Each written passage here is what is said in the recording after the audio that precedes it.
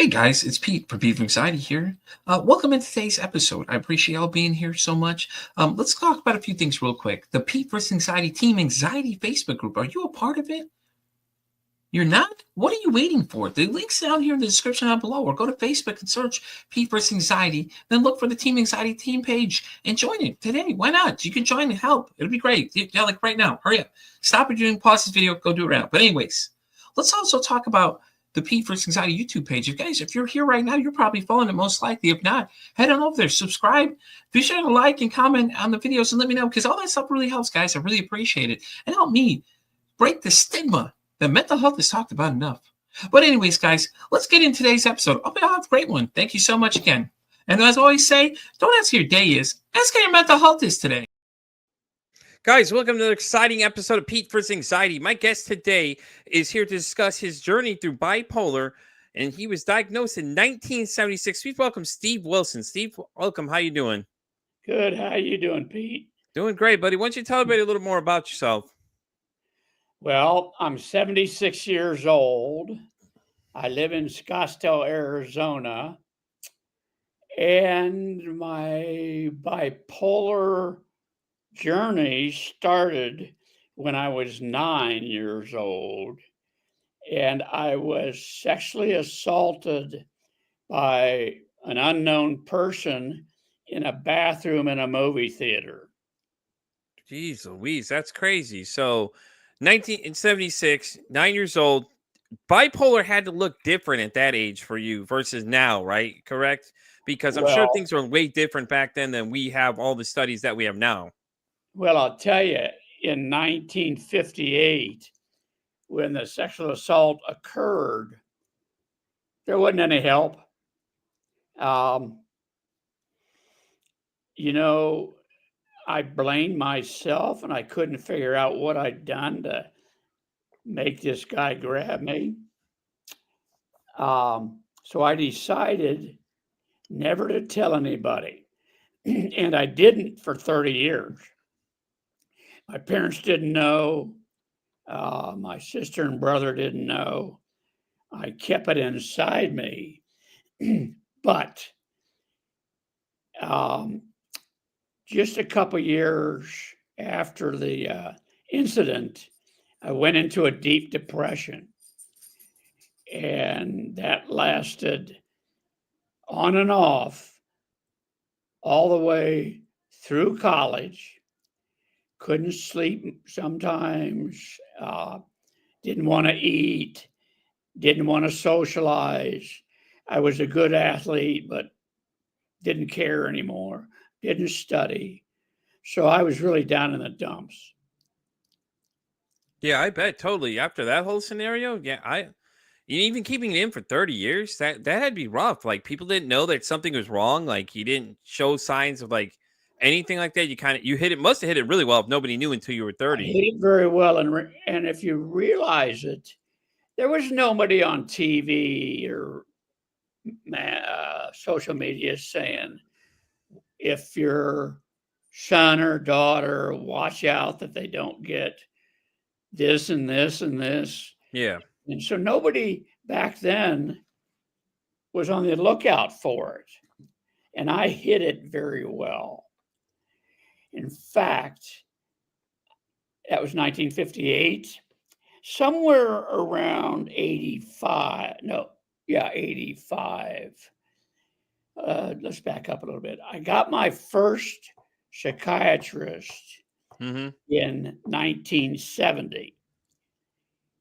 And on one day in about 1985, I was in a session with him, and I got up the guts to tell him that I'd been sexually assaulted, and he ignored me. Didn't say a word about it, just went on to the next topic. And then soon after that, I went to another therapist, told her the same thing, and she ignored it. So I decided, screw it. I'm not telling anybody because they don't give a damn. Yeah, I get And that I totally. didn't tell anybody until I told my wife in 2015.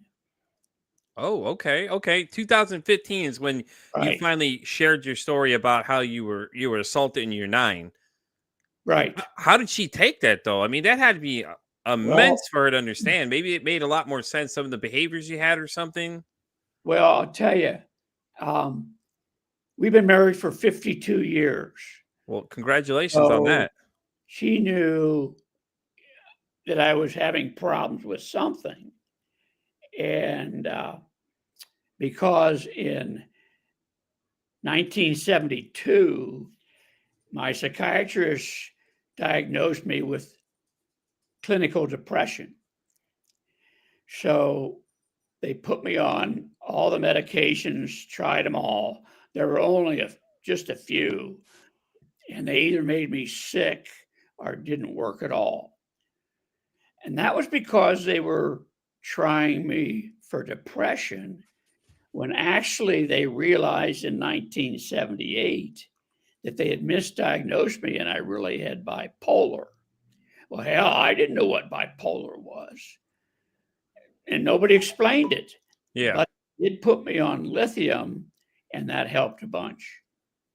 So my wife has been living with this all these years, but she didn't know about the sexual assault.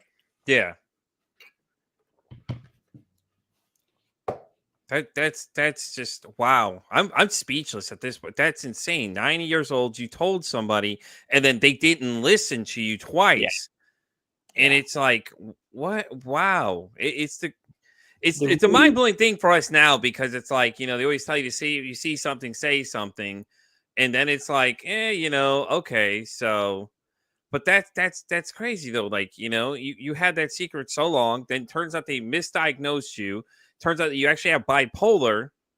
So, I mean, I get it. We were in the early stages of mental health at that point, a lot of that stuff we didn't know about, so I could see where it happened though, because they still didn't know as much as they did. I know 1957 is when they actually first discovered the diagnosis of bipolar. It was by a German guy figured it out, but it's crazy because I know it's still nowadays it's kind of misdiagnosed a little bit too, because a lot of times it kind of teeters with some other things too. So I know a lot of them kind of go side by side. So, they kind of intertwine a little bit. So well, I'll tell you, yeah, I right now I'm facilitating 3 mental health support groups here in Phoenix, and the horror stories, and I've seen over 1,000 people in 10 jeez. years.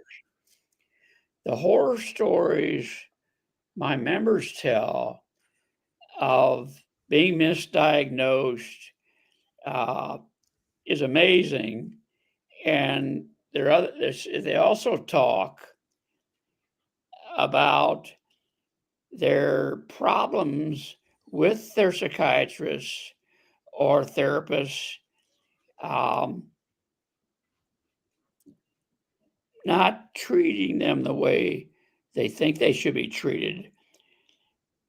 But worse than that is the fact that we deem psychiatrists, all doctors, therapists, as perfect. Yeah. But it's not true. Many therapists make bad mistakes when treating people. No, I believe it. I believe it too from the stories I've heard on this show. And I have my wife deals with a lot of this stuff. She had a really bad experience too with it. And she has like CPTSD and things like that. So they were always trying to pump medicine to her. And Yeah. she's like, I don't like it because it doesn't make me a person anymore. It takes away all my characteristics as a person, makes me a zombie. And I was just Well, like, ugh. the fact is, we have a lot of medications now, but they only work about 50% of the time. Yeah. So 50% of the people don't get any help from the medication, just like your wife. Yeah. Well, they have other things they can do, which is EMDR and so on. That's a light sensitive, eye sensitive treatment. And they have things they do.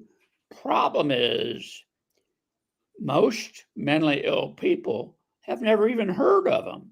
Mm-hmm. Mm-hmm. So the treatments are very good, but what good are they if you don't know about them? Exactly. Yeah, you're very right about that. And some other ones they're saying is ketamine is another one that's coming up really quick that people are using a lot.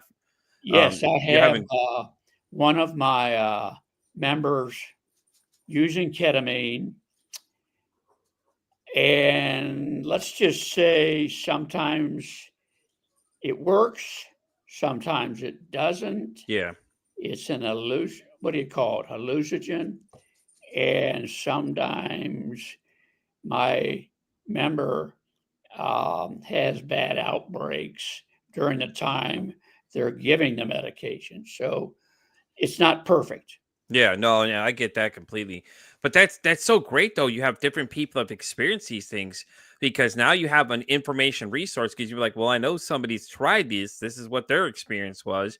And everybody's gonna have their own experience, like you said, 50% of the time, a lot of that stuff doesn't work at all, and that's the part that I think they're still working on. But I mean, I feel like it was too quick of early on. Was it too quick? Let's cram the medicine down everybody's throat thing and then see what happens. Because sometimes it's too much for people to handle. Like you were getting sick with some of it and things like that.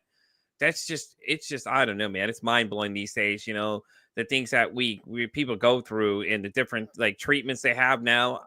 And it's just, it's crazy when you hear the firsthand stories because it's hard to deny because these are people in front of you telling you these things are happening. Yeah. Well, most, I would actually say most of my people in my groups um, are people pleasers. So Oh, that okay. means they do things to help other people not get upset, even though that person might have really hurt them.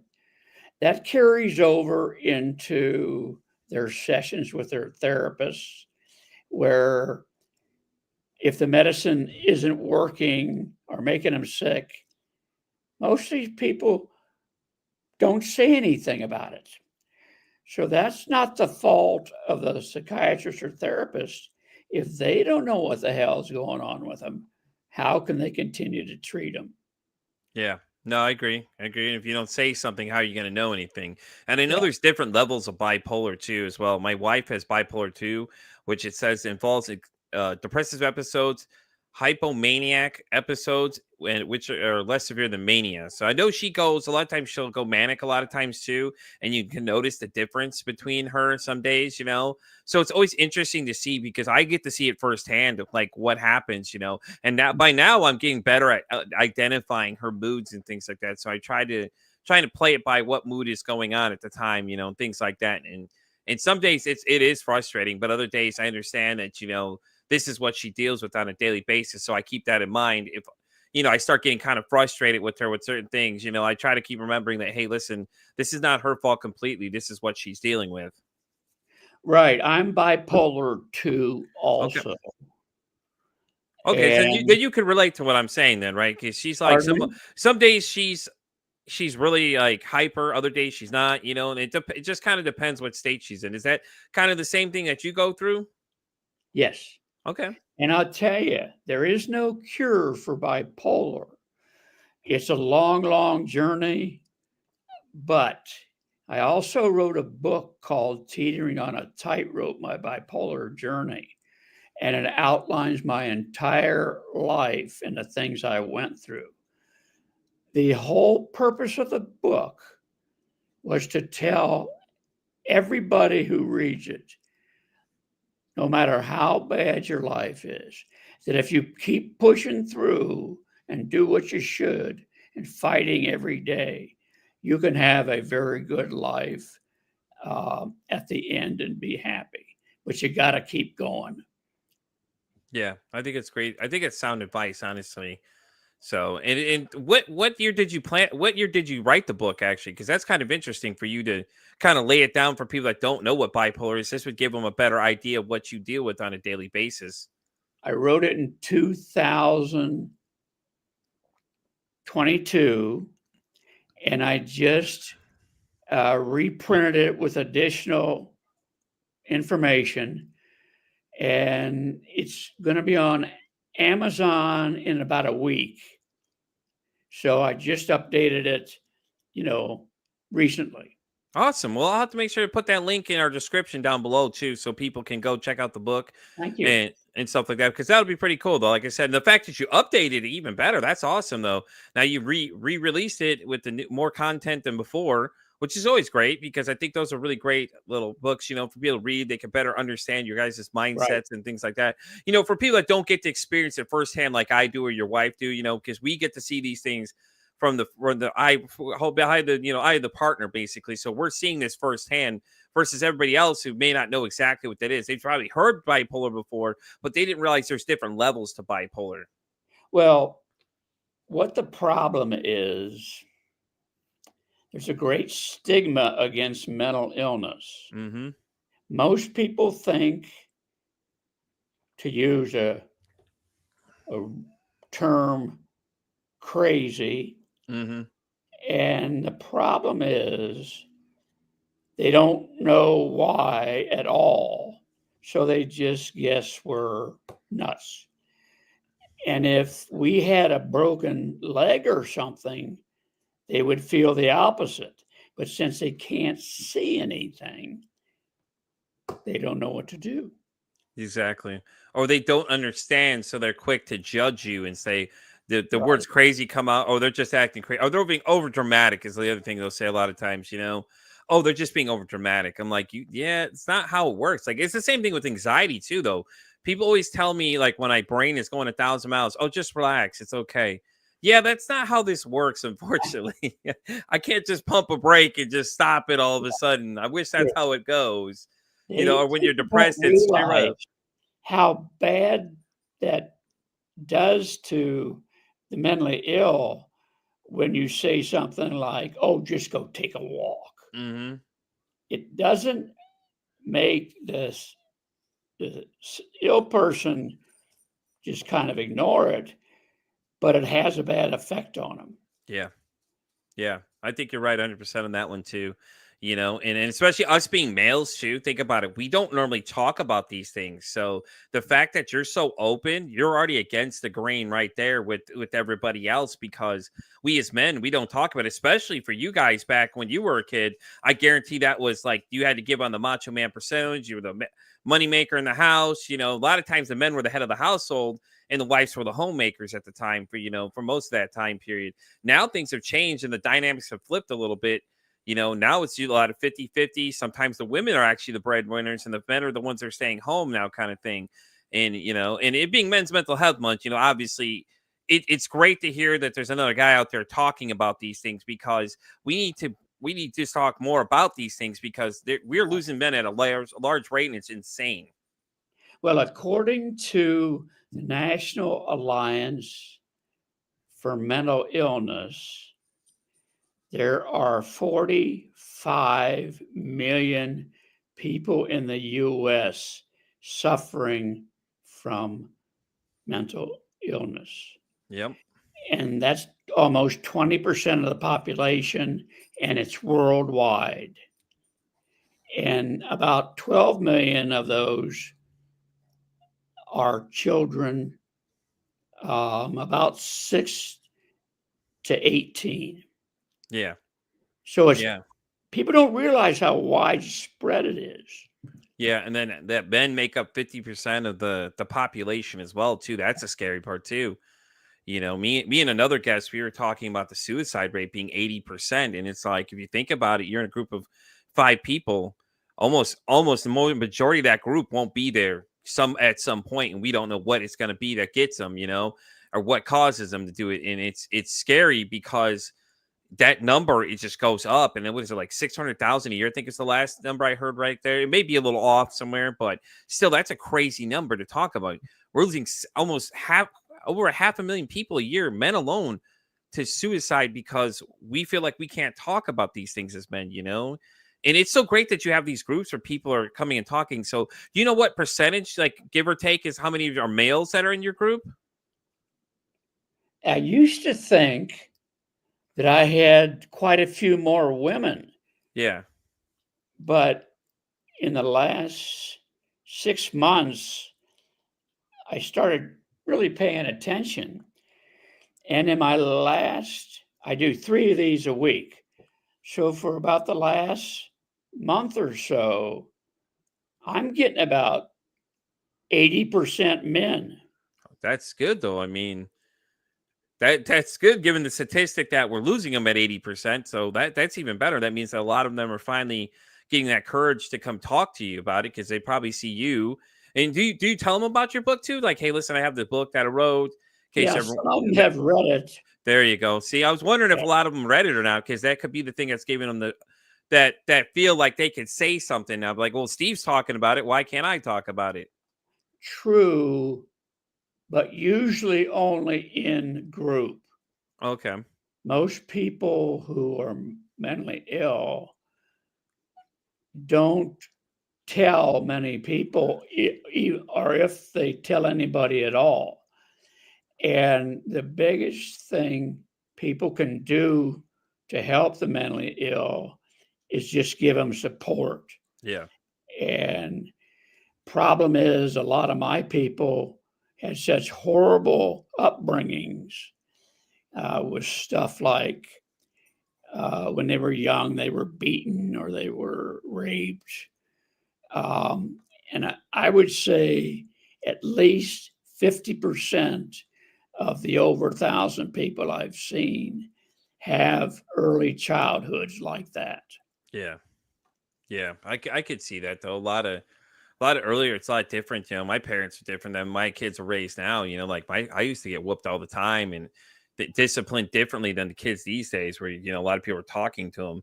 My parents used to, boom, you say the wrong thing, your mom's reaching across that table, catching you before you finish your sentence, type thing. And like I told my kids stories about this, and my mom would always deny it. She's like, I never did those things. I'm like, what do you mean? I was there for these things. Come on now, stop lying to these kids. You know damn well what you did. And she's, and it's interesting to see how parenting has changed now, because now like everything you do, it's like, well, I'm gonna call the cops for you. Well, we could have called them back then and they would have came and whooped you with your parents too. So I used to joke and tell people that. But I mean, it was real though.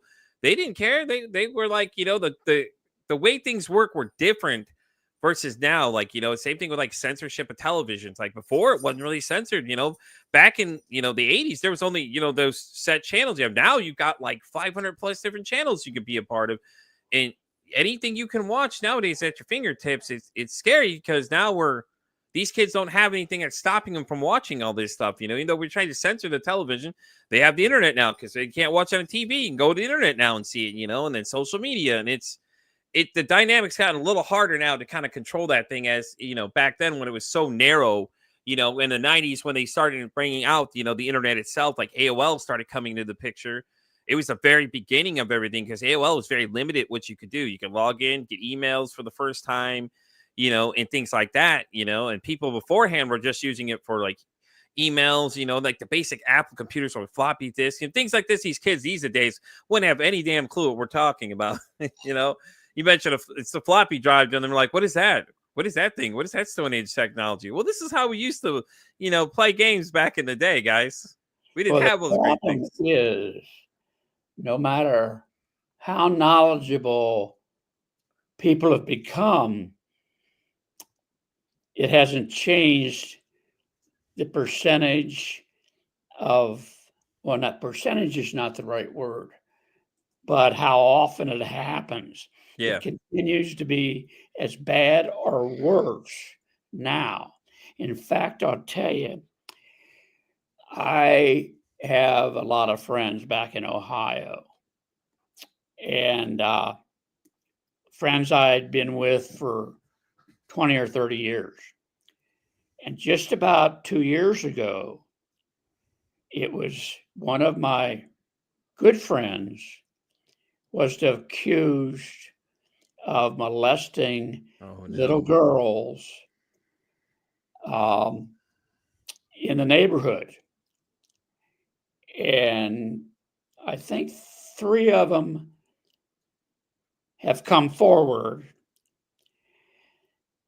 And it's pretty clear, not saying he's innocent or guilty, but it looks bad for him. Yeah. Problem is, 2 or 3 years later, the trials have not come up. They've been putting them off and putting them off. And so it's gotten out of people's minds. And this guy may not even get convicted because people don't believe it happened. Yeah. So, that's why when you see people, women mostly, going back and these days, doing a complaint against somebody, a lot of times it gets whitewashed away. Yeah. So it's a horrible system. And the U.S. government doesn't help much. They set up a few programs over the years to help the mentally ill. They have disability, which offers the mentally ill a place to get free medication and free therapists. However, that $20,000, which is a limit they can make in any 1 year, Yeah. was set many years ago, hasn't changed. And you as well as I know that $20,000 isn't near enough to live Oh, today. no. God, So no, a friend man. of mine who's in my group was on disability, got a part-time job. He made an extra $5,000 a year. And what disability do? They kicked him off. So now he was making 5,000 instead of 20. So it is a damn bad system, and the government doesn't try to help. Yeah, yeah, I agree with you there 100%. I've said it enough times and I'll say it again. I don't think that we address these problems like when it comes to like school shootings and all these other things. Notice the first thing they blame is, oh, it's a mental health issue. But what do Yeah, we do about the problem? Answer zero. We don't do anything about it. We blame the guns. Oh, we're going to limit guns. yeah, Guns are an inanimate object. They didn't make these decisions to do these heinous acts. It's the person operating the weapon that did. And I yeah, think that's where people start blurring the lines like, because they're all quick to go to gun control, but the gun didn't make that decision. The person holding the gun made the decision. So yeah, why don't we address that issue? And as you just said, it hasn't gotten any better. They've capped it at 20,000 a year. It's just not even enough to live these days. It's insane with the cost of everything else. It just makes no sense because it's the same thing with minimum wage. So if you think about the same argument, though, it's like minimum wage in this state where I'm at in Texas is $7.25. It's like, who the hell's living off of $7.25 an hour these days? Nobody can. And yeah, these high up CEOs are like, oh no, that's enough. Like, you're making billions of dollars a year. You could kick it back to us at a little bit of cent on the dollar, and you still don't do it. But then you want to talk about, oh, we're family and we're all these other things. And where I work, they had sent an email for last month being Mental Health Awareness Month. It's funny because I was like, that's the first time you see it ever show up. Now they do offer those 4 free sessions to work. If you're really having struggling and things like that, they will get you some help. They'll pay for a few sessions to get you going, and things like that, which that's great. But it's like we need to talk more about people being overtime worked and things like that, and all these other things that happen at burnouts and burnout and all the other kind of stuff that all relate to the same thing that they don't think about is because you're stretching these people so thin, but then the wages don't make sense because it's like I'm not making enough to live. And then it's crazy because there's people around here that work where I'm at are like, oh, I make $10 an hour. I'm like, well, you make $10 an hour? I said, there's no way you could be living off $10 an hour. She's like, well, I know, somebody else makes. I'm like, my 18-year-old daughter makes more money than you do. Are you kidding me? Like most places nowadays are up a little higher, but still, it's just not enough. It's just yeah. crazy. And there's another big problem: the insurance companies and big pharma. Yep, you got it, Steve. You go Insurance for it. companies. Well, when I got my first insurance policy in about 1973 or 4, at the top of the page it says does not cover mental illness. And that has carried through in a different way these days. That the insurance companies have raised the amount of money that they pay to the professional therapists, and the professional therapists have had to raise their prices. Yeah. And if the one who wants help, their insurance plan is not accepted, hell, they can't get therapy. And the drugs are expensive. How can, if you're making $20,000 a year, how can you provide for your family and pay for your drugs? So Exactly. it's just a horrible system all the way, and no one in government, insurance, pharma gives a damn about the mentally ill or anybody else who is suffering from something else. They want to pay as little as they can. Yeah, isn't So, that crazy though? It's like how much some of these drugs cost. It's insane. Like yeah, I have Ozempic for my diabetes that helps my blood sugar. Without insurance, it's like $1,000 just for the medicine. It's yeah. insane. And it's like, oh well, but like I said, everybody wants to blame mental health though. Remember now, anything that goes wrong, it's a mental health issue, but we still don't fix these problems. Insurance doesn't cover these things. We don't have any way to get mental health help, at all, hardly in most states. And then it's like, we know this is a problem that's killing men at 80% a year, but we still don't do anything about it. Even though we make up 50% of, the population, we're still not saving this problem at this point. It's just, Yeah. it's a vicious cycle. And, with big pharma too, it's like, you have to be careful because some of those commercials, if you listen to those real quiet tones, some medicines, they have side effects, and just start listing them. Some of those ones that are meant for like antipsychotics and stuff are like, oh, well, your voice is here, voice is not there. They're supposed to be there. I'm like, wasn't that the whole point? I'm not supposed to hear them in the first place. Like, you're telling me this medicine makes me hallucinate or I hear voices? I'm like, come on now. What is this crap? And the other problem is there's a shortage of mental health professionals. So if someone is in crisis, many times they'll call their a psychiatrist or therapist, and the therapist says, "Yeah, I can see in a month." Yeah. Yeah. So what does the person do if he's in crisis? Yeah. That's pretty bad. Pretty bad. I say 988 is one big one I always give out to people that, things like that, because I know that if you're in need, you can call them, you can text them. And, I know it's a lot of people refer to it as just suicide, but I know that as a matter of fact, you can use it for emergencies too. But there's not enough though. Like there's only so many of those people too that can take so many calls at a time, Right. and it's just But scary how we don't solve these problems. I've had people call the crisis line, Yeah. whether it be the US or local, and I can tell you, with my experience, they've saved some of the lives of my own people Yeah. just because they're so good. Yeah. No, I agree. That's why I always suggest it. If I feel like somebody is teetering towards that direction, like I'll listen all day to them. I'll tell people, like, I'll listen to you all day, but I can't do any more than listen to you. Right. If you really need help, I suggest instantly to tell them, I'm like, listen, hey, 988, you need to contact these people and let them know, you're having a problem. These guys are more trained than I am. Now, that's something I want to look at too. Now, as a Burning a Mental Health podcast now, it's like, that's something I want to see about how I can get some more training in that stuff. In case I run into those situations, I can help them and get them to where they need to be. That way I'm ready to go in case we have a situation like that. Because a lot of people reach out to me and they're like, everyone's always telling them, oh, hey, go see Pete. He can help you. I'm like, Pete can only listen to you. Okay. Pete is not a trained professional. He is no way if I claimed ever to be a trained professional. People listen to you, and I'll make sure you felt like you're heard and everything else. I'll listen to what you have to say. But after that, I have to cap it at like, I got to send you to 988 if you're getting to a point where I'm concerned that you may physically harm yourself. That's where I'm sending you to. Yeah. Pete, I'm sorry.